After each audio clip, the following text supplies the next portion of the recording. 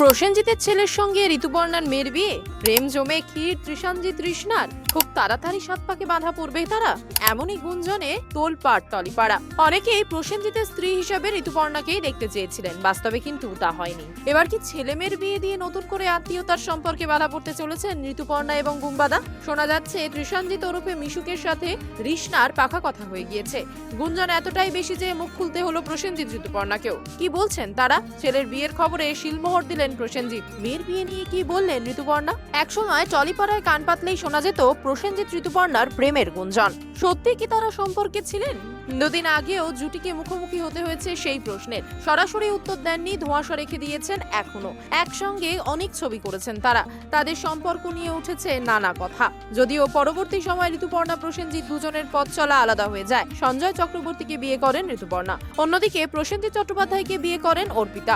আলাদা হওয়ার পর বহু বছর একসঙ্গে কাজ করেননি এই জুটি। 14 বছরের দূরত্ব মিটিয়ে প্রাক্তনের হাত ধরে কাছাকাছি আসে এই দুই প্রাক্তন। এরপর কৌশিক বন্দ্যোপাধ্যায়ের দৃষ্টিকোণে ফের একসঙ্গে কাজ করেন তারা। আবার অযোগ্য হয়ে দর্শকের দরবারে আসতে চলেছে এই জুটি। এটি তার 50তম ছবি। আর এরই মাঝে টলিপাড়ায় শোনা যাচ্ছে আরেক গুঞ্জন। এবার প্রসেনজিৎ ঋতুপর্ণার গুঞ্জনটা তাদের ছেলে মেয়েদের নিয়ে। শোনা যাচ্ছে প্রসেনজিতের ছেলে তৃষাঞ্জিত ওরফে মিশুকের সঙ্গে নাকি ঋতুপর্ণার মেয়ে রিশনার বিয়ে।